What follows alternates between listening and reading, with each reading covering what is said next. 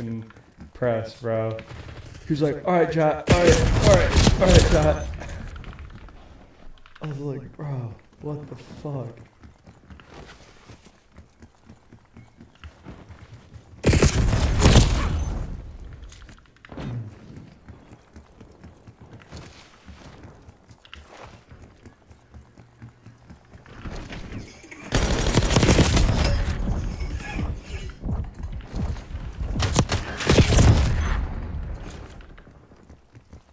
Bro, have you ever played gun game? Call of Duty? Shit's tough.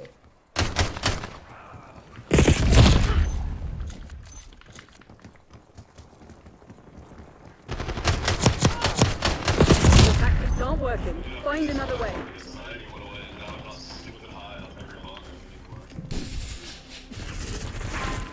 Dude, fuck yeah. Happy for you.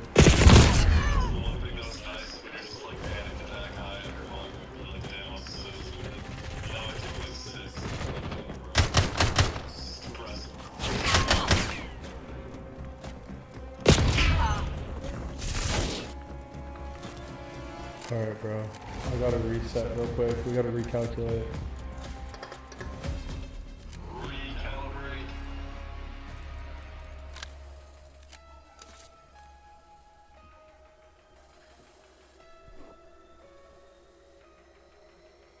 Oh, that was coming from your phone. I was like, what is that, like, music?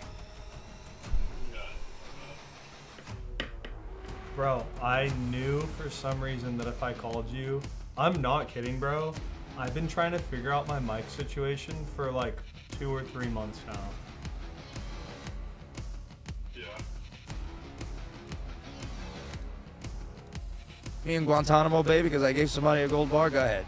Alright, dude, I'm gonna go back. You don't I think the give up. IRS is going to see write-offs, though, and it's going to say, okay, who received this? Right. And you say, well, I don't I have don't even write, you know, right, maybe I write.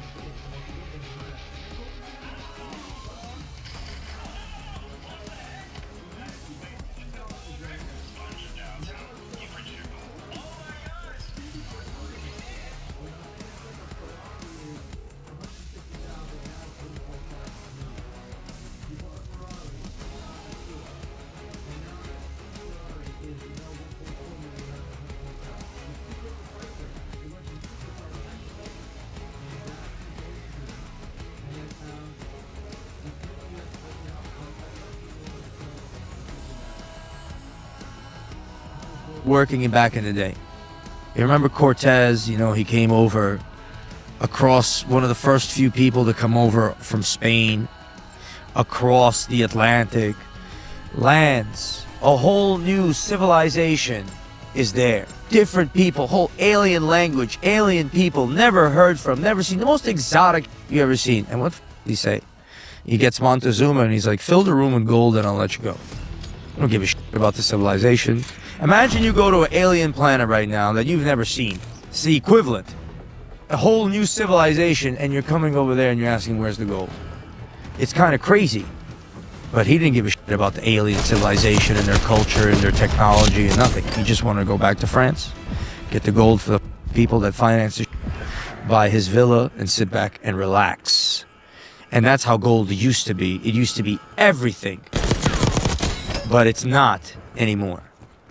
And will it be again is the only question that we have to answer in our lives. You know what I'm saying? As far as gold is concerned. If it's going to be a decoration and it's going to go up in price and I'll sell you some more of it, that's great. It's a beautiful yellow shiny metal, fantastic. You know what I'm saying? You can hold it in your hands and you can scrap it and you can do this, that's all great. But will it be the accounting system for the world of who has and who does not have is a very interesting question, because this gold is about trust. Okay? Can you trust the federal government? Can't. Well, they're in charge of the money. And this is the story of our lives. But the story of of the late, right? The gold reserve went off, gold-backed dollar went away. 1971. 1971. Yeah, whatever. 1971, 1970s. The story of the late 20th century and the early 21st century is, can you trust them not to print and steal? So what do you think this is going to be doing to the price of gold over the next 5 to 10 years? Do you see gold eventually hitting 5,000 an ounce, Yeah, 10,000 eventually, yeah. You know what I'm saying? I hope not, man. I mean, probably it's going to sit. It might dip back down to 2,800 now the war's over, you know? But it's probably going to sit in that range for another 5-10 years, maybe. That all depends, man. If they drop the bomb tomorrow, bro, it's going to be 5,000 tomorrow. If you watch the gold price, it's always about what's actually happening. Because you don't want no gold in the safe that you got to travel and you want to wire some money. But when the system is in jeopardy, and it might be, that's when you need the gold. You know what I'm saying? I'm not telling you to get gold like some gold jerk. I get gold. I'm the gold guy. He's the Bitcoin guy. He's the real estate guy. We got to buy what I say. You buy yourself a gold chain, it's going to pay for itself in time. That's cool. So that's all gold is doing for you, and that's great. However, if the wars break out and they steal too greedily and the comes down, that's when it comes into play, because then you're going to need a currency system that's backed by something and measured by something. And the question then becomes is not how many dollars you have, is how many grams you have. How much gold should the average person get? How much gold should the average person get? I mean, at least an ounce. You could afford an ounce. But buying it now at 3,000 is not really going to do, much for you. You know what I'm saying? I was saying this for a long, long time because I knew it was going to come to this. And why didn't more people listen to you? Because I say it in a way that, it's not a popular thing, and I say it in a way that I'm not asking you to go buy gold and get it. I'm telling you that when it goes up, you realize what I was saying was right. That's why I'm doing it. I'm not giving people gold in the street because, I'm saying, you don't know how to value what the in front of you. That's the video I'm making. Here, take this gold ounce. Nah, I'd rather go work like a slave somewhere. All right. It shows, it's to wake people up. What does that teach you about people? When you see them walk away like that, you're giving them an ounce of gold. I don't blame them, but it's hard for them to think that a person will be walking to them and giving them something. Do they think it's a scam? Yes. They think it's a scam, and they think I'm going to give it to them and ask for something or play with them or this or that. And I understand that.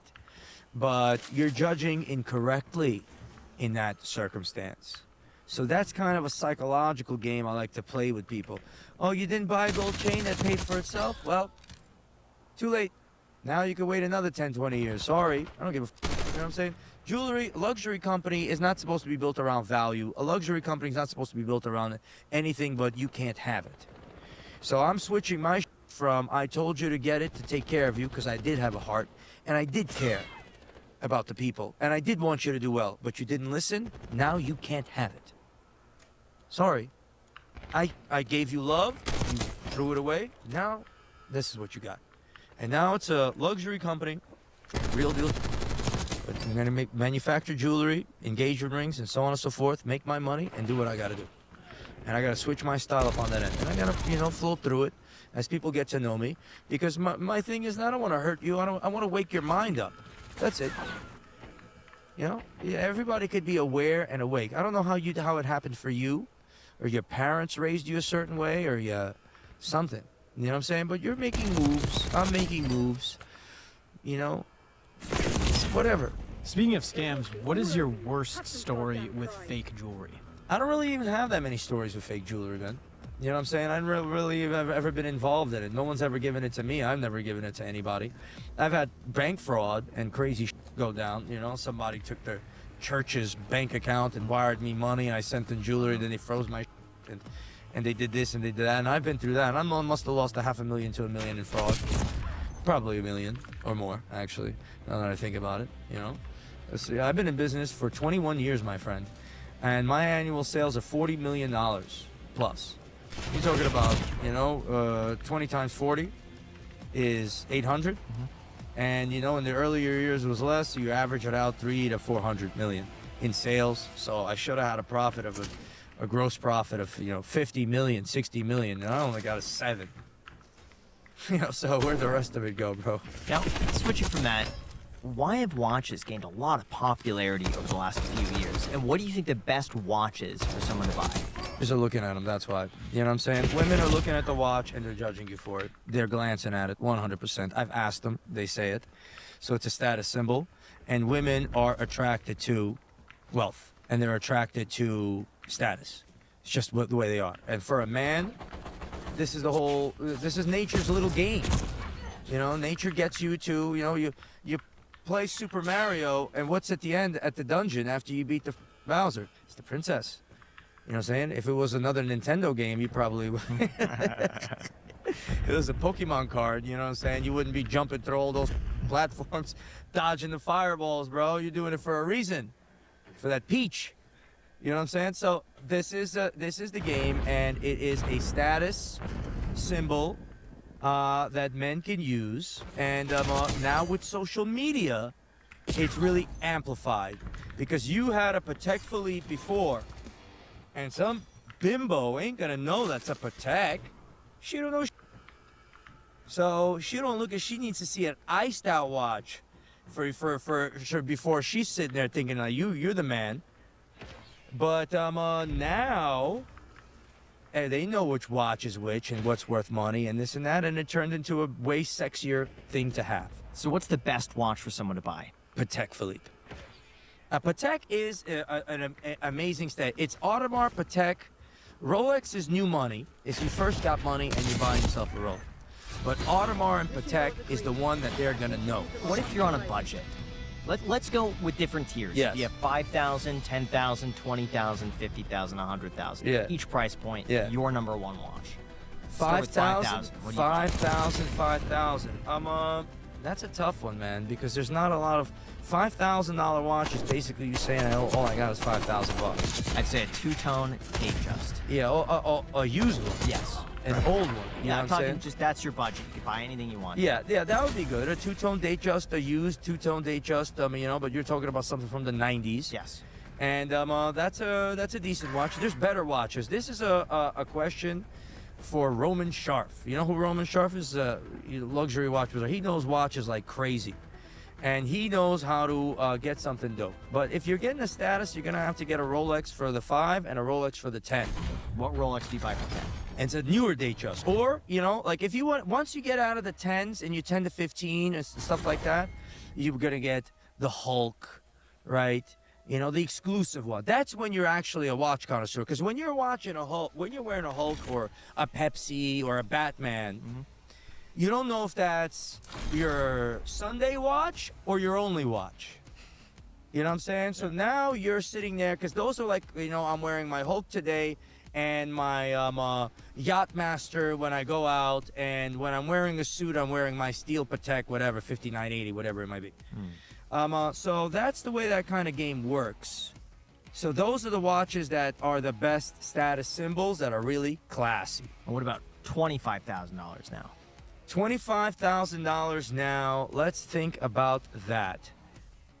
25,000. That would probably be, you know, something along the lines of a Yacht Master two-tone. That's a big boy watch. Okay, you're dropping 25,000. That means your car is at least 100,000, and your crib is whatever.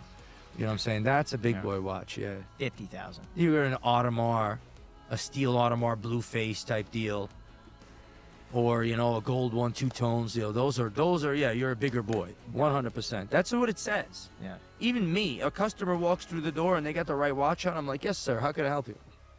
You know, And what about $100,000? if that would be a gold Audemars or gold Patek. You know, what I'm saying the sickest watch. And another one of my boys, a shout out. He's a YouTuber.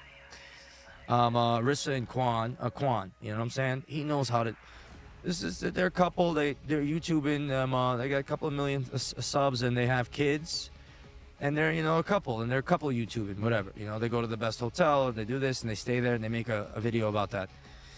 And he likes the best, so he'll get the two-tone Maybach. His crib will be something really status-like. It's done correct. It's there. You could see the mind that he put into it, And that's what you want for a watch. When you're walking around, when you walk through the door and you met me, I'm like, oh, there's Graham. And you walk into his crib, and you're like, oh, there's Graham. And that's the experience that you want to communicate. And the skeleton face AP rose gold is what Quan bought. It was $150. Okay, but that skeleton face is an exclusive, discontinued, limited, did his research type. Yeah. What do you think is the worst watch for someone to buy? That's a great question because, I'd say kind of like that two-tone old Rolex is, unless you're in a strip club, in Connecticut, that watch ain't gonna impress nobody, man. So you might as well get yourself some Gucci, put some diamonds in it, or, Apple Watch or something, or you could customize some other shit. I really wouldn't want to buy that. How often do you see people flexing with fake watches? Not that often, but not that few times either. You know what I'm saying? People who have status, they might be, I'm not gonna name their names, but they have a high status, but they can't get the high status watch. So they might wear a fake one. You know what I'm saying? How would you tell? Because some of the fakes I've seen are so accurate. They're so good. And I love watching those YouTube videos where they break down the real versus fakes. Yeah. That's They're how you almost do it. indistinguishable. You have to get behind it with like a... Yes. Yeah, that happens, right? That happens. And how do I tell? I don't, but my friend knows. Because they know what the fakes are doing. Because they know the fake market. They know that the dial color is off. It's really the colors, you know what I'm saying? Like the color is not really there, or something is not really there. But how do you know? You have experience with it every single day. What do you think are some of the most overpriced luxury brands, stuff that people continue to buy, but you don't think it's worth it at all?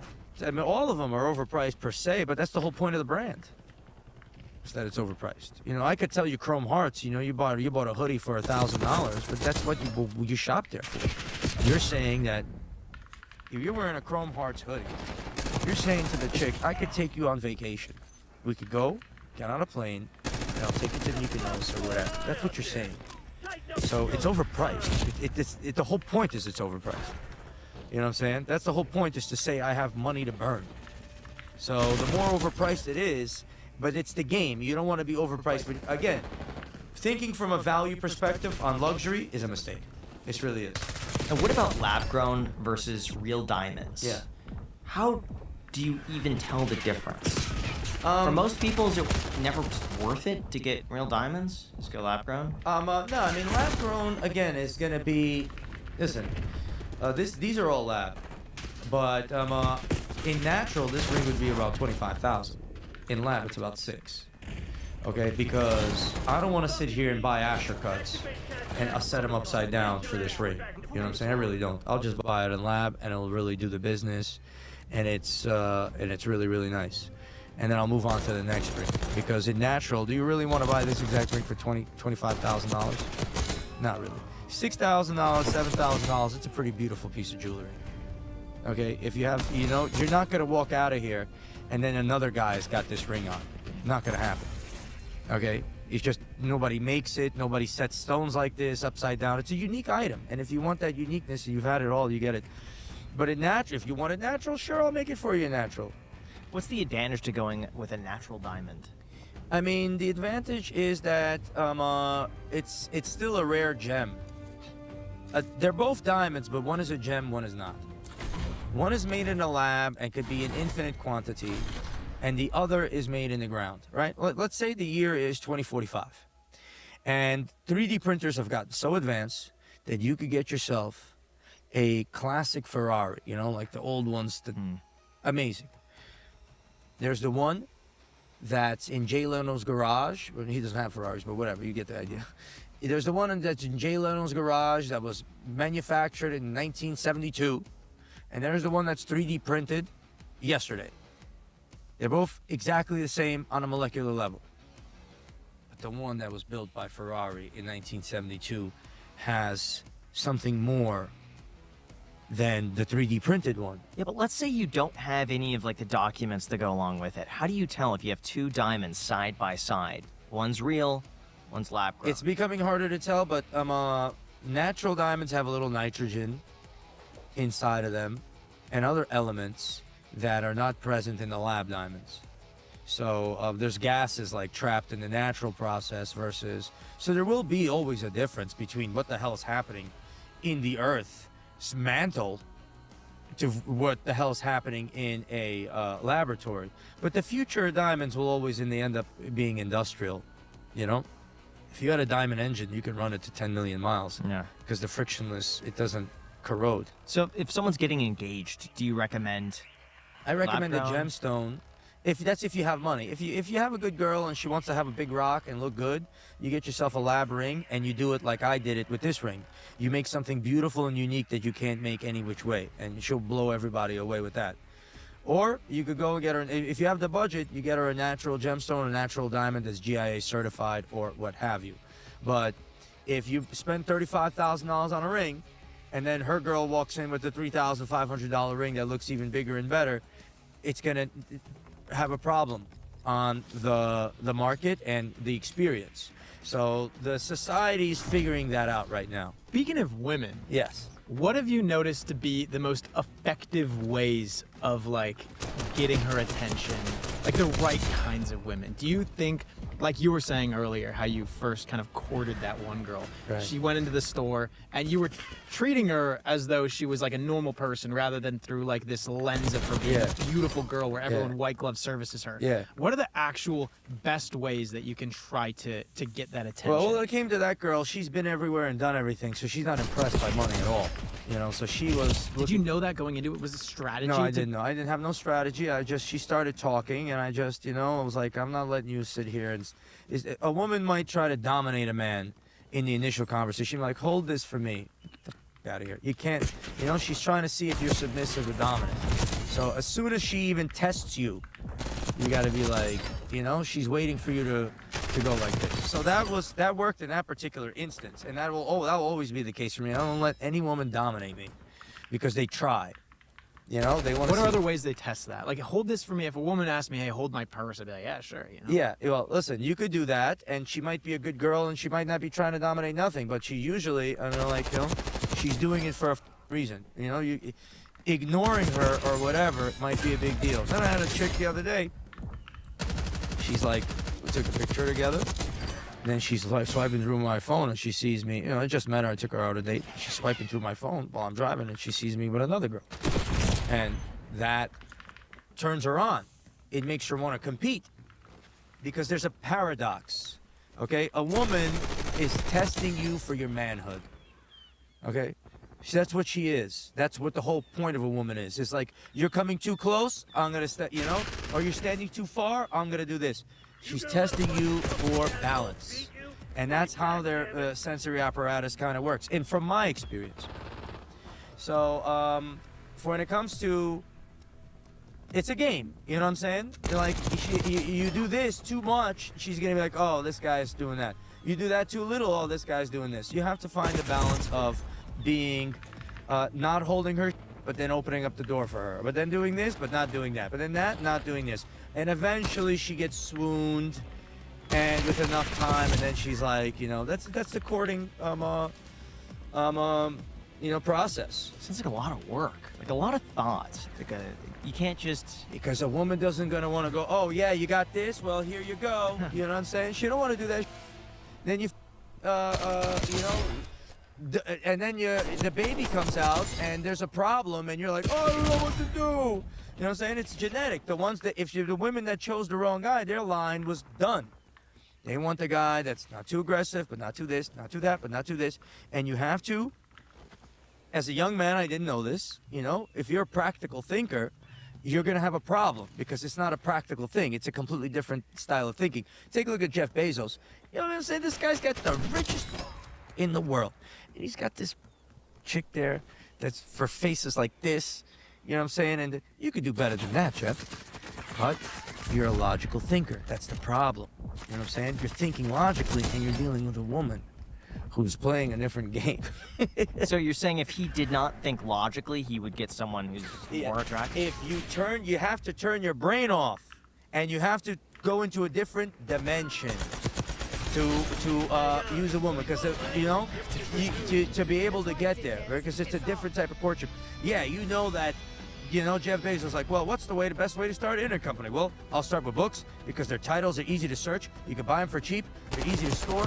They're stolen less frequently, and you could ship them easy. So that's a great way to start a business. But woman's not thinking like that. Woman's thinking in a more emotional sense or in more this and more that. So he's super active in one sense and deficient in another. That's why he's got this chick. You know what I'm saying? Where he could have a way better bitch. Or 10 of them, 100 of them. But if you're gonna bring them on a yacht,